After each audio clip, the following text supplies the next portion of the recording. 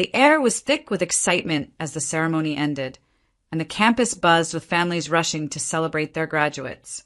There I stood, diploma in hand, amidst a sea of faces, proud, hopeful, and eager for what the future held. This day was supposed to be about me, a culmination of years of late nights, endless assignments, and challenges I'd faced alone.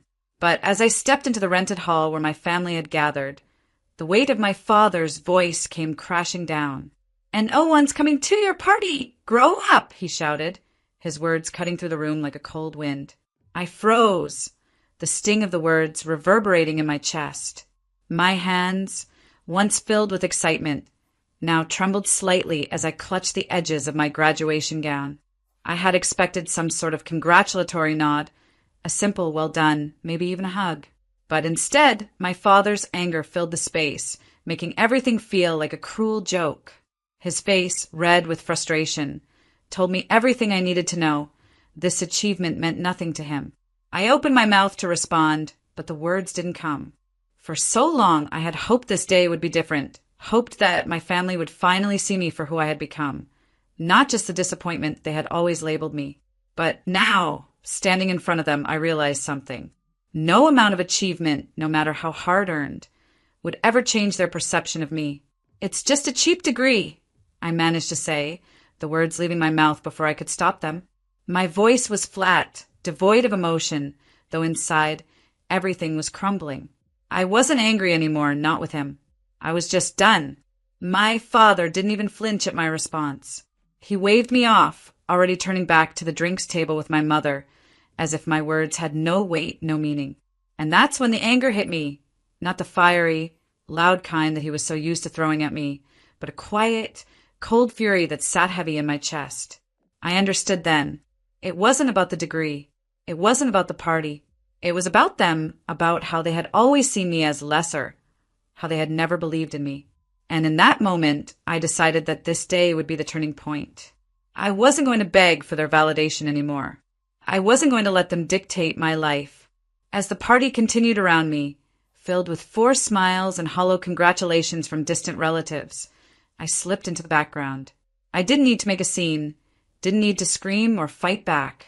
No, I'd learned over the years that silence could be more powerful than any words. The time for begging for their approval was over. It was time to take control, and I would start by doing it in the quietest, most effective way I knew.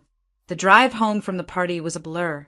The streets seemed to stretch out endlessly before me as I gripped the wheel, my thoughts spinning faster than the tires could turn. It wasn't the words my father had shouted that lingered. They'd been harsh, yes, but I was used to them. No, what lingered was the deep, gnawing ache of something I had finally accepted. My family wasn't just dysfunctional, they were toxic. For years, I had tried to fit into their mold, to become the person they wanted me to be, always striving to prove that I was worthy of their love. It was a cycle of constant disappointment, each attempt to make them proud falling short, leaving me hollow. But that day, as I watched them ignore me, I realized I had been seeking validation from the wrong people all along. I remembered the countless times I'd come home with a report card, hoping my father would at least acknowledge my hard work. His response was always the same. "You're not a doctor. You're not making enough money. Try harder." And then there was my mother, always quietly disappointed when I didn't meet her standards of perfection. She never said it outright, but her silence said it all. My mind flashed back to when I was a child, when I'd cried for the love I never got, when I'd stayed up late just to get a pat on the back for something I should have been naturally good at. But no matter how hard I tried, it was never enough. And then there was my sister, lazy, entitled, always getting away with everything. I could never understand how she could do so little and yet receive so much. My parents always had an excuse for her. "She's young," they'd say, "she'll figure it out." But me? I was the one expected to be perfect, to do it all, to be the responsible one. I was the one who had to make the money, make the grade, and bear the emotional weight of a family that didn't care about me. The realization hit me like a ton of bricks. This wasn't just about one graduation day.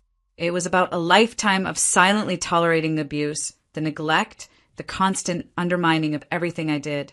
And I couldn't do it anymore. The person I had been, the person who had accepted all of this, was gone. The new person, the one who would finally take control, was just beginning to emerge. In that moment, something shifted. I had been living for everyone else for so long, always trying to gain their approval. But I realized that all along I had been forgetting one important thing. I needed to live for myself. The road ahead wouldn't be easy, but it was necessary.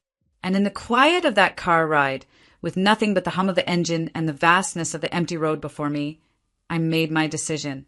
It was time to stop being the victim. It was time to take charge of my own life, and I knew just where to start.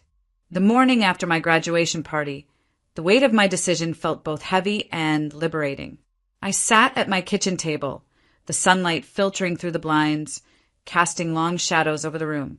The silence of the house was almost deafening. I had a choice now, either to continue living the way I always had, drowning in my family's expectations and emotional abuse, or to step away and reclaim the power I had given them over my life for so long. As I sat there, I let my thoughts settle. The path forward was clear. There would be no grand confrontation, no shouting match with my parents. That wasn't my style. I had grown beyond the need for their approval or their attention. No, the power was in the subtlety, in the quiet rebellion that would hurt them more than anything loud or obvious could. I didn't need to beg for their respect. I was going to take control of my life, silently, quietly, but decisively. I pulled up my bank account on my phone and navigated to the automatic payment settings. There, in black and white, was the $2,300 automatic rent payment I had been making every month for years. Rent for the house they lived in, the house that, for as long as I could remember, had been the symbol of my compliance to their every demand.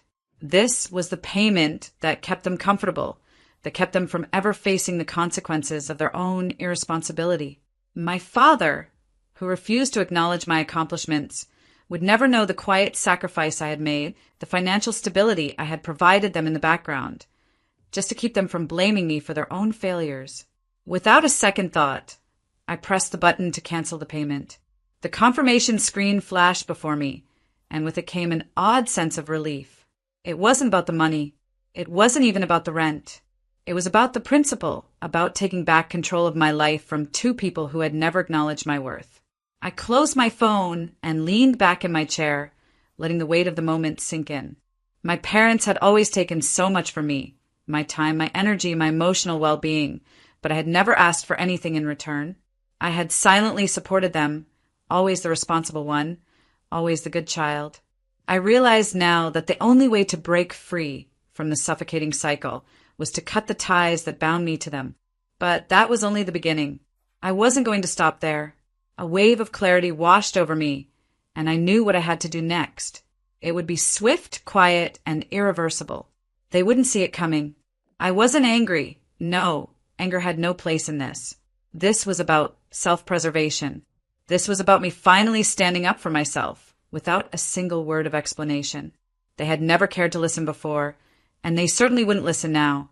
I stood up from the table, my decision made. I was going to take back everything that had once been mine, and I would do it without any dramatic speeches, no blame placed at their feet. I would simply make the choices that would ensure I could live the life I deserved, one free from the emotional burdens they had placed on me for far too long. I walked to the door, my keys in hand. The car, the one that I had put under my name to help them out when they needed it, was the next step. It was time to reclaim it. The first step in my silent rebellion had been taken. There was no turning back now. The drive to my parents' house felt longer than usual, each mile stretching out as I prepared myself for what was to come. The world outside the car window was a blur, my thoughts consumed with the quiet storm brewing inside me. The decision to cancel the rent payment had been liberating, but it was only the beginning. Now, I was about to take the car back, something that had always been a symbol of their comfort and my silent sacrifices. It wasn't about the car itself, but what it represented, my constant role as the responsible one, the one who always cleaned up the messes they made, the one who bore the weight of their expectations without a word of thanks. I pulled up in front of their house, the familiar place where I had spent so many years playing the dutiful child. My parents' house looked just the same as it always had, the garden neatly trimmed, the front door freshly painted. But today it felt like a prison to me, one I had built for myself out of years of misplaced loyalty and emotional exhaustion. As I sat there in the car, looking at the house, I felt an overwhelming sense of finality. This wasn't a decision I was making on a whim. This was a turning point, a moment that would mark the end of my self-imposed servitude. I turned off the engine, the silence inside the car almost deafening. I knew my parents would be inside, probably sitting in the living room, engrossed in their usual routine. They had no idea what was coming. They had no idea that the child they had once known, always available, always obedient, was gone. It was hard to reconcile the person I had been with the person I was becoming, but there was no turning back now. I had to do this, not just for my own peace, but for my own survival. I took a deep breath before stepping out of the car, locking the door behind me. As I made my way to the front door, I felt an odd sense of calm. My heart didn't race. There was no anger, no frustration, just a quiet determination. I had been angry once, yes. But now I understood something that had eluded me for so long. Silence was the most powerful weapon I could wield. I didn't need to yell or demand anything. I didn't need to make a scene. I simply needed to take back control in the most dignified way possible. The door opened before I could knock. My mother stood there, looking at me with that familiar, disapproving look she often gave when I wasn't meeting her expectations. She was silent for a moment, her gaze flicking over me, as though trying to assess my mood. "Is something wrong?" she asked, her voice casual, but I could hear the edge of concern hidden beneath it. She wasn't used to me showing up unannounced, especially not after everything that had happened at the graduation party. "I'm here to take the car," I said, my voice calm, steady. The words fell from my lips with an almost eerie quietness, as if this moment was predestined, as if there was no other option left for me. Her eyes widened, the shock registering slowly on her face. "What do you mean, take the car?" she asked, her voice rising in confusion. "Why? We need it. You can't just take it." "I can," I replied, keeping my tone even. "It's mine. I've been paying for it, maintaining it, and making sure it runs. But you've been using it like it's a given. So today I'm taking it back. Consider it part of my graduation gift to myself." Her face fell. There was a flicker of panic, but she quickly masked it with a forced smile, one that had been perfected over years of pretending everything was fine. "This is ridiculous," she muttered, though I could see the hesitation in her eyes. "Why are you doing this?" I didn't respond immediately. I didn't need to. The truth hung heavy in the air between us. She knew why. She just didn't want to face it. But she would have to. And just like the rent payment, the car was only the beginning. I was done playing the role they had written for me. As I turned to leave, I caught a glimpse of my father standing in the doorway of the living room, watching me with a blank expression. His eyes met mine for the briefest moment, and I could almost hear the unspoken question, "What are you doing?" But this time there was no answer, no explanation, no apology. I simply walked away, and for the first time in my life, it felt like I was walking towards something far better than anything they could ever offer. The days that followed were oddly peaceful. For the first time in years, I felt like I could breathe again. The weight of my family's expectations no longer hung over me, and the space I had created for myself felt like a breath of fresh air. I had done what I needed to do to regain control, to assert my independence in a way that didn't involve begging for validation. And as much as I had expected some form of retaliation or drama from my parents, the silence that followed was almost eerie. The first few days after I took back the car and canceled the rent payment, I had expected some kind of confrontation. I had imagined my parents calling, shouting, demanding answers. But there was nothing, not a single word. I had always prided myself on my ability to read people, to sense when something was brewing beneath the surface. But this silence, it was different. It was a silence laced with fear. I could feel it in the pit of my stomach, even though I couldn't quite put my finger on why. It wasn't until I received an unexpected letter that I began to understand the depth of the consequences of my actions. The letter came in the mail on a Thursday afternoon. It was from the bank, the same bank that had been handling my parents' mortgage for years. I opened it, and my heart sank as I read the first few lines. "Dear, my name. We are writing to inform you that we have recently noticed a discrepancy in your account records. Specifically, a large sum of money has been withdrawn from your account to cover the outstanding balance on your parents' mortgage." I read the letter over and over, my mind racing. The bank had sent the payment for my parents' mortgage in my name without my permission. The amount, over $500,000, was a sum I never authorized. My name had been attached to their loan without my knowledge, without my consent, and now I was being held responsible for the payments. I had never signed any paperwork. I had never agreed to this. Yet here I was, tied to a mortgage I didn't even know existed. My heart began to race as I reread the letter again, scanning the fine print. There it was, my signature, or rather, someone had forged my signature on the loan documents, attaching me as a cosigner. I didn't know how or when it had happened, but I knew one thing for sure. My parents had done this to me. They had quietly added my name to their debts, to their financial irresponsibility, without ever telling me. They had used me as collateral for their mistakes, all while pretending like everything was fine. They knew I would pick up the pieces. I had always done so, silently and without question, but not anymore. I stood up from the table, the letter still clutched in my hand. My anger wasn't fiery, but cold, simmering beneath the surface.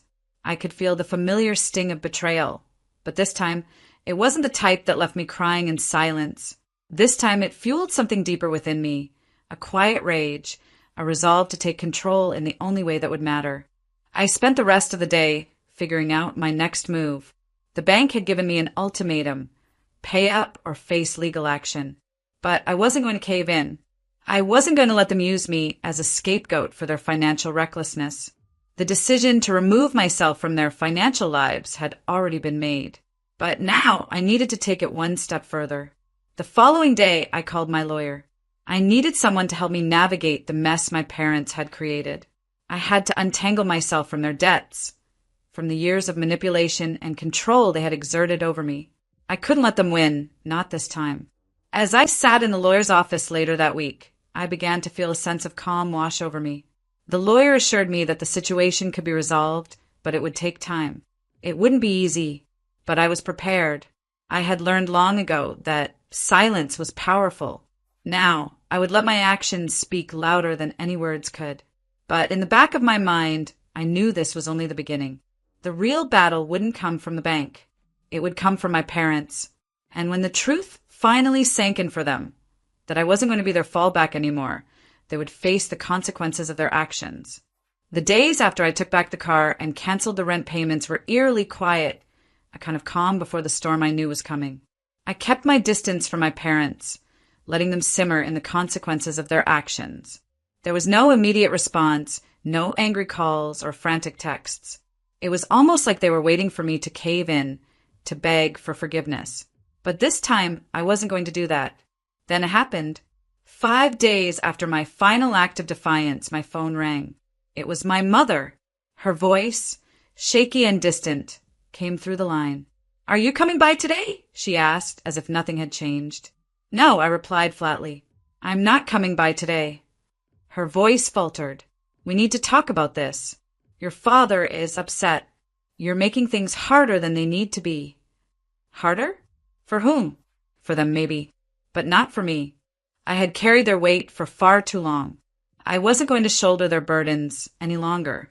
"No, Mom," I said, my tone steady. "I think you've been making things hard for me for years. I've done everything for you, and this is how you repay me? You put me on a loan I didn't even know about. You've used my name, my trust, and now I'm stuck with your debt." There was a pause, a long, painful silence. Then her voice cracked. "You don't understand. We did this because we love you. We thought it would help you." The anger that had been simmering within me finally broke through. "Help me? By chaining me to your mess? By making me responsible for everything you failed at? I didn't ask for your help. I never did." Another long pause. I could almost hear the weight of her regret, but I felt nothing. "I'm done," I added, my voice calm but resolute. "You don't get to manipulate me anymore." I hung up without another word. The phone felt heavy in my hand, but the peace that followed was undeniable. I had finally done it. I had taken back control, and nothing was going to make me regret it. The days after my conversation with my mother felt strange, almost like I was floating in a space between the past and the future. The anger, the betrayal, it was all still there, simmering beneath the surface. But there was something else, too, a sense of clarity. I had taken a stand. I had walked away from the cycle that had kept me chained to their mistakes for so long. And as the days passed, I began to feel a shift inside me. It was as if the weight of their expectations had been lifted, even though I knew the hardest part was still coming. I didn't expect them to just let things go. They never did before, and I wasn't about to fool myself into thinking this time would be different. I knew that eventually they'd come knocking, and when they did, I would be ready. The call came on a Friday afternoon, 2 days after I had canceled everything. My father's voice was cold, more controlled than I had ever heard it before. "You need to fix this," he said, his words clipped. "Your mother is beside herself. We've had enough of your childish behavior." I could feel the familiar sting of guilt creeping in, but I pushed it aside. This wasn't about me being childish. This was about standing up for myself, something I had never been allowed to do before. "You should have thought of that before you dragged me into your mess," I said, my voice steady. "You don't get to make decisions for me anymore." There was a long silence on the other end of the line, the tension almost palpable. "You're ruining everything," my father finally muttered, his voice low and tinged with anger. "We've always been a family. What kind of person are you to just walk away like this?" I felt a sense of calm wash over me, despite the guilt that threatened to rise. "The kind of person who has had enough," I said quietly. "I'm not going to carry your burdens anymore. I'm done." The line went silent again, and for the first time I realized something. They weren't going to change. No amount of guilt, no amount of manipulation would ever make them see me as an individual with my own needs and desires. I wasn't going to beg them for approval anymore. I had already made my choice, and now I had to live with it. And so I did. Weeks passed in a strange, unsettling peace. There was no immediate fallout from my decision to cut ties, no frantic calls or messages pleading for my return. My parents, I realized, were waiting for me to break. They thought I would eventually regret my actions, feel the weight of my choices, and beg for their forgiveness. But something inside me had shifted. I wasn't going back, not this time. I wasn't going to apologize for standing up for myself, even if it meant losing everything I had known. I went about my days with a new sense of autonomy, living my life the way I wanted, free from the chains they had bound me with for so long. It wasn't easy, but I felt stronger than I had ever felt. I no longer depended on their approval, no longer needed their validation. I had learned to trust myself, to find peace in my own decisions, and for once, I felt truly free.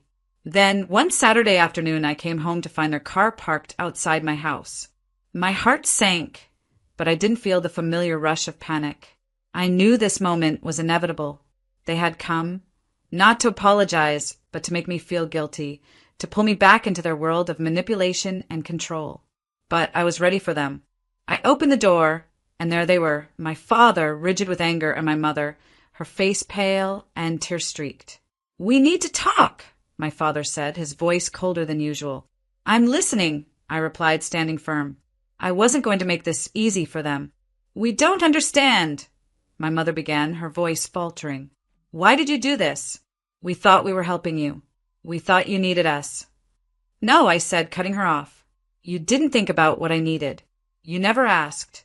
You used me and I allowed it. But not anymore." Silence hung in the air, and for the first time, I saw something different in their eyes, regret. It wasn't enough, though. They couldn't undo the past, and neither could I. "I'm sorry," my mother whispered, but it was too late. "I know," I said quietly, closing the door behind them. I wasn't angry anymore. I was free,